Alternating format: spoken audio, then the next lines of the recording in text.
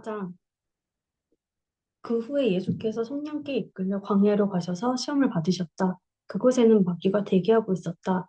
예수께서는 밤낮으로 40일 동안 금식하며 시험에 대비하셨다. 그러다 보니 허기가 극에 달했고 마귀는 첫 번째 시험에 그 점을 인했다. 너는 하나님의 아들이니 이 돌들한테 말해서 빵덩이가 되게 마라. 예수께서 신명기를 인용해 답하셨다. 사람이 빵으로만 사는 것이 아니다. 하나님의 입에서 나오는 끊임없는 말씀이 있어야 한다. 두 번째 시험으로 마귀는 예수를 거룩한 도성으로 데려가 성전 꼭대기에 앉혀놓고 말했다. 너는 하나님의 아들이니 뛰어내려 보아라. 마귀는 시편 91편을 이미 예수를 몰아세웠다. 그분께서 천사들을 시켜 너를 보호하게 하셨다. 천사들이 너를 받아서 발가락 하나 돌에 채이지 않게 할 것이다. 예수께서 신명기의 다른 구절을 인용해 응수하셨다. 주 너의 하나님을 시험하지 말라. 세 번째 시험으로 마귀는 예수를 거대한 산 정상으로 데려왔다. 마귀는 선심이라도 쓰듯 지상의 모든 나라와 대단한 영광을 두루 가리켜 보았다. 그러고는 말했다. 전부 내 것이다. 무릎 꿇고 내게 경배하기만 하면 다 내 것이다. 예수께서 딱 잘라 거절하셨다. 사탄아 물러가라. 그리고 세 번째로 신명기를 이용해 세기를 박으셨다. 주 너의 하나님 오직 그분만을 경배하여라. 일편단심으로 그분을 섬겨라. 시험은 끝나고 마귀는 떠났다. 대신에 천사들이 와서 예수의 시중을 들었다. 예수께서 요한이 체포되었다는 말을 들으시고 갈릴리로 돌아가셨다. 예수께서는 고향 나사렛을 떠나 스불론과 납달리 기슭에 자리한 호숫가 마을 가버나움으로 가셨다. 이로써 이사야의 설교가 성취되었다.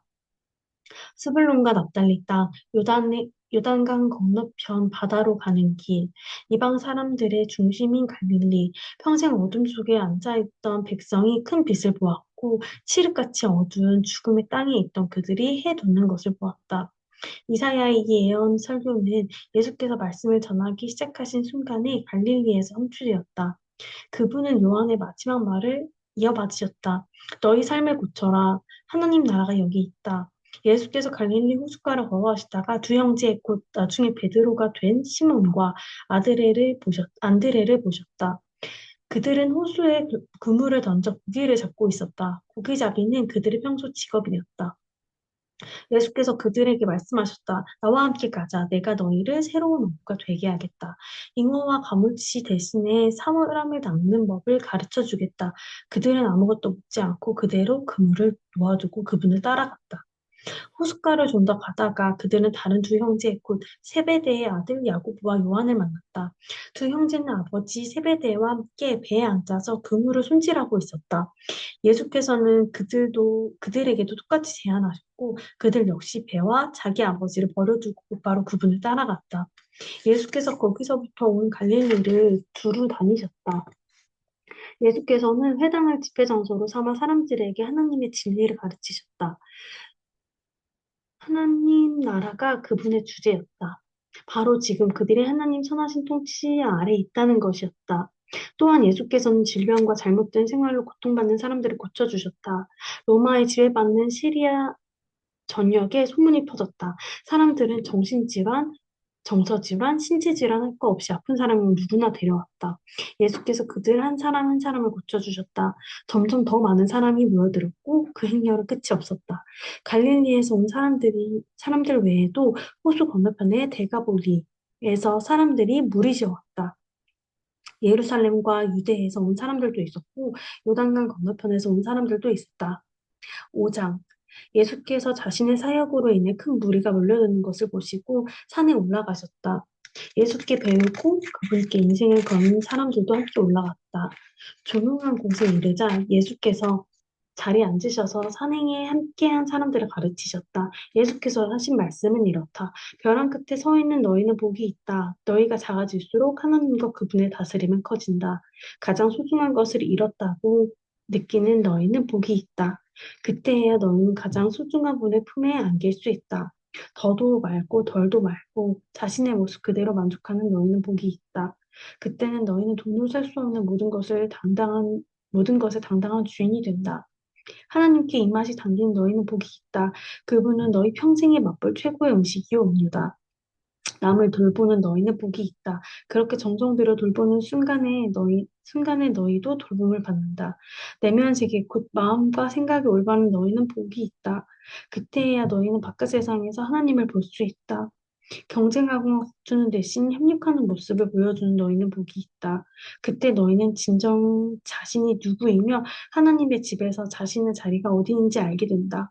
하나님께 헌신했기 때문에 박해받는 너희는 복이 있다. 그 박해로 인해 너희는 하나님 나라에 더 깊이 들어가게 된다. 그뿐 아니다. 사람들이 내 평판을 떨어뜨리려고 너희를 깔보거나 내쫓거나 너희에 대해 거짓말을 할 때마다 너희는 복을 받은 줄로 알아라. 그들이 그렇게 하는 이유는 진리가 너무 가까이 있어서 그들이 불편을 느끼기 때문이다. 그런 일이 일어날 때 너희는 기뻐해도 좋다. 아예 만세를 불러도 좋다. 그들은 싫어하겠지만 나는 좋아하니 말이다. 온 천국이 박수를 보낼 것이다. 또한 너희만 그런 일을 당할 것이 아님을 알아라. 내 예언자와 증인들은 언제나 그런 고생을 했다. 너희가 여기 있는 이유를 말해주겠다. 너희는 소금을 쳐서 이 땅에 하나님의 맛을 드러내려고 여기 있는 것이다. 너희가 짠맛을 잃으면 사람들이 늘 짠맛을 잃으면 사람들이 어떻게 경건의 맛을 알겠느냐? 너희가 쓸모없어지면 결국 쓰레기통에 버려질 것이다.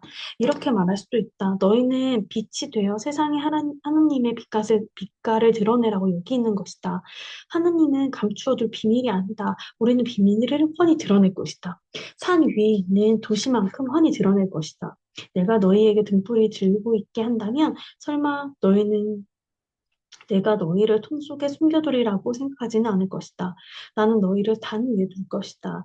내가 너희를 언덕 위에 등불 놓는 단 위에 두었으니 빛을 비추어라. 너희에게 오는 손님을 기쁘게 맞아들여라. 후하게 베풀며 살아라. 너희가 다른 사람에게 마음을 열면 그들도 너희에게 자극을 받아 하나님께 하늘에 계신 자비로우신 아버지께 마음을 열게 될 것이다. 내가 하나님의 율법이든 예언자든 성경을 폐지하러 왔다고 생각하지 마라. 내가 온 것은 폐지하려는 것이 아니라 오히려 완성하는 것이다. 나는 그 모든 것을 하나님 하나의 파노라마 속을 아우를 것이다.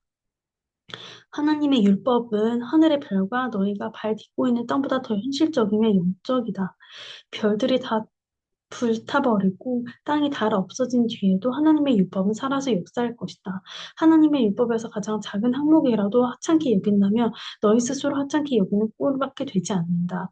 그러나 그 율법을 진지하게 대하고 다른 사람에게 그 길을 보여주면 너희는 천국에서 영광을 얻을 것이다. 옳게 사는 문제에서 너희가 바리새인들보다 훨씬 낫지 않으면 천국에 들어갈 생각은 아예 하지 말아야 한다. 너희는 옛사람들에게 주어진 살인하지 말라라는 계명을 잘 알고 있다. 내가 너희에게 말한다. 누구든 형제나 자매에게 화만 내도 살인을 범한 것이다. 무심코 형제를 바보라고 부르면 너희는 법정에 끌려갈 수 있다. 생각 없이 자매에게 멍청이라고 소리 지르면 지옥불이 너희 코앞에 있다. 가장 단순한 진실은 말이 사람을 죽인다는 것이다. 이런 문제는 나는 너희가 이렇게 행동하기를 바란다. 너희가 예배당에 들어가서 헌금을 드리려는데 갑자기 어떤 친구가 너희에게 원한을 품고 있는 것이 생각나거든. 헌금을 내려놓고 즉시 나가 그 친구에게 화해하라. 반드시 그렇게 하고 난 뒤에 돌아와 하나님과의 일을 마무리하여라. 또는 내가 길거리에 있는데 옛 원수가 다가와 말을 건다고 하자. 한시도 지체하지 말고 네가 먼저 나서서 그 사람과 화해하여라. 그의 이력을 보건대 그 사람이 선수를 치게 두면 너는 결국 법정에 서게 될 것이고 어쩌면 감옥에 갈지도 모른다. 그렇게 되면 너는 엄청난 벌금을 물지 않고서는 거기서 나오지 못할 것이다. 너희는 남의 배우자와 동침하지 말라는 계명도 아주 잘 알고 있다. 그러나 단순히 동침하지 않는다고 해서 너희의 덕을 지켰다고 생각하지 마라. 너희 마음은 너희 몸보다 훨씬 빨리 정욕으로 더럽혀질 수 있다. 아무도 모를 것 같은 견눈질도 너희를 더럽힌다. 이 일이 실제로 쉬울 것이라고 생각하지 마라. 내가 도덕적으로 순결한 삶을 살고 싶다면 너희는 이렇게 해야 한다. 내 오른쪽 눈이 음흉하게 곁눈질을 하는 것을 알아차리는 순간에 너는 그 눈을 멀게 해야 한다. 한눈으로 살 것인지 아니면 도덕적 쓰레기 더미에 내던질 것인지 너는 정해야 한다. 또 남을 해치려고 내 오른손을 드는 순간 너는 그 손을 잘라버려야 한다. 내 존재 전체가 영원히 쓰레기통에 버려지니 차라리 피 묻은 몸뚱이로 사는 것이 낫다. 성경에 누구든지 아내와 이혼하려는 자는 아내에게 이혼 증서와 법적 권리를 주고 합법적으로 이혼하라고 한 말을 기억하느냐? 너희 중에서는 이 규정을 자신의 이기심과 변덕스러운 마음을 포장하는 구실로 이용하거나 합법적이라는 이유만으로 옳은 척하는 사람이 너무 많다. 제발 가식은 그만두어라. 아내와 이혼하면 너희는 아내를 간음하게 만든 책임이 있다. 또한 그렇게 이혼한 여인과 결혼하면 너희는 자동으로 간음한 자가 된다. 법을 구실 삼아도 도덕적 타락을 미화할 수 없다. 그리고 마음에 없는 말은 아예 하지 마라. 이 권고는 우리 전통에 깊숙이 박혀 있다. 기도해 주겠다고 말하고는 기도하지 않거나 마음에도 없으면서 하나님의 함께 하시기를 빈다고 하며 경건한 말을 연막에 치며 상황이 더 악화될 뿐이다. 종교적 장식을 멋지게 단다고 해서 너희 말에 진실해지는 것은 아니다. 너희 말을 거룩할수록 그 말의 진실성은 떨어진다. 그러면 그렇다, 아니면 아니다라고만 하여라. 자기 뜻을 관철하려고 말을 조작하다가는 잘못된 길로 빠진다. 다시 생각해봐야 할 옛말이 또 있다. 눈에는 눈, 이에는 이라는 말이다. 그렇게 해서 문제가 해결되겠느냐? 내가 하고 싶은 말은 이것이다. 절대로 되받아치지 마라. 누가 너를 치거든 그 자리에서 맞아라. 누가 너를 법정으로 끌고 가서 내 셔츠를 달라고 소송하거든 내 가장 좋은 외투까지 잘 포장해 선물로 주어라. 그리고 누가 억울하게 하거든 종이의 삶을 연습하는 기회로 삼아라. 똑같이 갚아주는 것은 이제 그만하여라. 너그럽게 살아라. 너희는 옛 율법에 기록된 친구를 사랑하라는 말과 기록엔 없지만 원수를 미워하라는 말을 잘 알고 있다. 난 거기에 이의제기를 한다. 난 너희에게 원수를 사랑하라고 말하겠다. 원수가 어떻게 하든지 너희는 최선의 모습을 보여라. 누가 너희를 힘들게 하거든 그 사람을 위해서 기도하여라. 그러면 너희는 너희의 참된 하나님이 만드신 자아를 찾게 될 것이다. 하나님이 그렇게 하신다. 그분은 착한 사람이든 악한 사람이든 친절한 사람이든 비열한 사람이든 상관없이 모두에게 가장 좋은 것, 해의 온기와 비의 양분을 주신다. 너희가 사랑할 만한 사람만 사랑하는 것이 고작이라면 상급을 바랄 수 있겠느냐? 그것은 누구나 하는 일이다. 너희가 만일 너희에게 인사하는 사람에게만 겨우 인사한다면 상급을 바랄 수 있겠느냐? 그것은 죄인도 흔히 하는 일이다. 한마디로 내 말은 성숙한 사람이 되라는 것이다. 너희는 천국 백성이다. 그러니 천국 백성답게 살아라. 하나님이 주신 너희 신분에 합당하게 살아라. 하나님께서 너희에게 하시는 말처럼 너희도 다른 사람을 대할 때 너그럽고 인자하게 살아라. 6장. 너희가 선한 일을 하려고 할 때 그것이 연극이 되지 않도록 특히 조심하라. 그것이 멋진 연극이 될 수 있을지는 몰라도 너희를 지으신 하나님은 박수 보내지 않으실 것이다.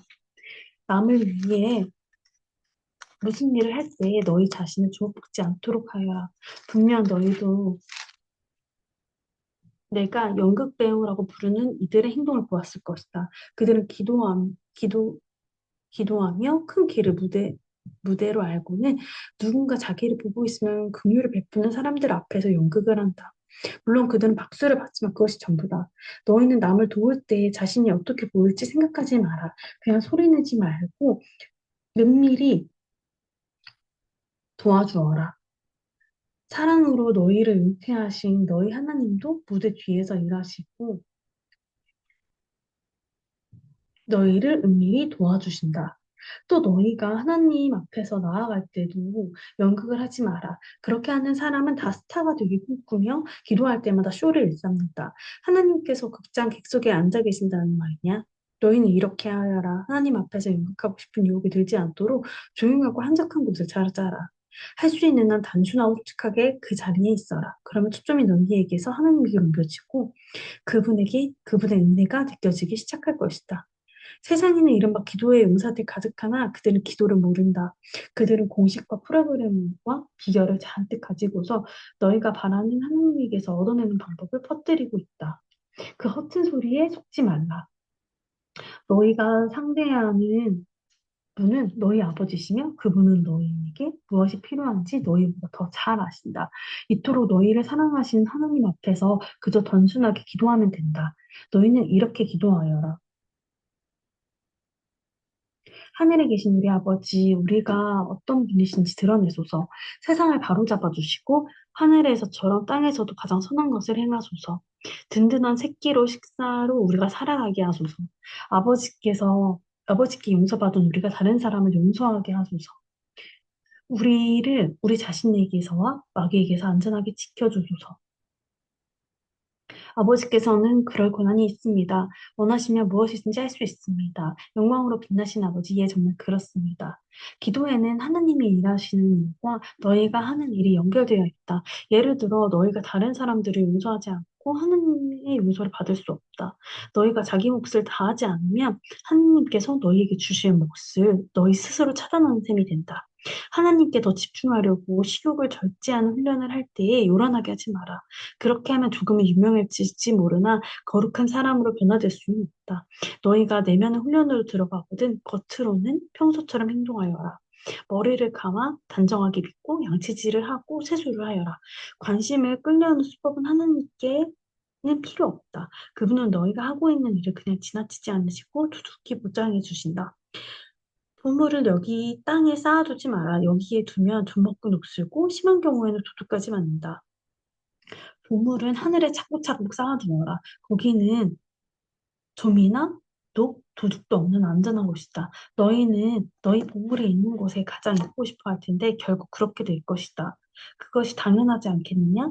너희 눈은 너희 몸의 창문이다. 내가 경의와 믿음으로 눈을 크게 뜨면 내 몸은 빛으로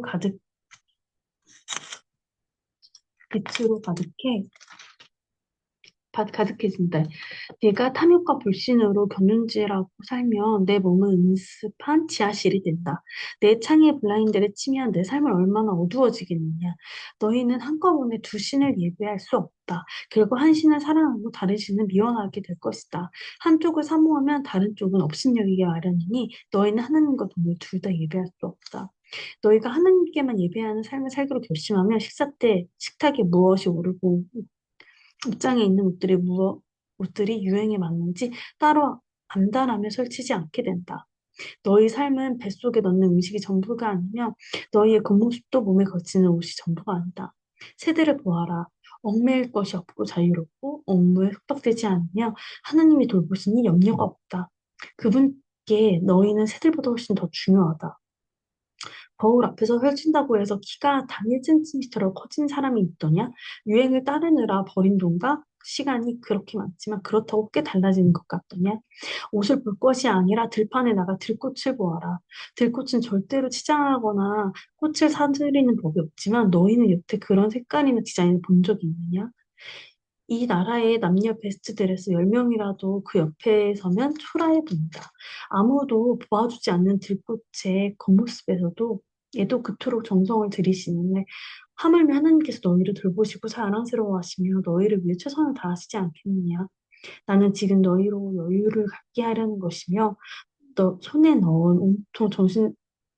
넣는데 온통 정신을 빼앗기지 않게 해서 베푸신 하나님께 반응하도록 하려는 것이다. 하나님과 그분의 일하시는 방식을 모르는 사람은 그런 일로 안달하지만 너희는 하나님을 알고 그분의 일하시는 방식도 안다. 너희는 하나님이 실체가 되시고 하나님이 주도하시며 하나님이 공급하시는 삶에 흠뻑 젖어 살아라. 뭔가 놓칠까 봐 걱정하지 마라. 너희 매일의 삶에 필요한 것은 모두 채워주실 것이다. 하나님께서 바로 지금 하고 계신 일에 온전히 집중하여라. 내일 있을지 없을지도 모르는 일로 동요하지 마라. 어떠한 어려운 일이 닥쳐도 막상 그때가 되면 하나님께서 감당하실 힘을 주실 것이다. 아멘.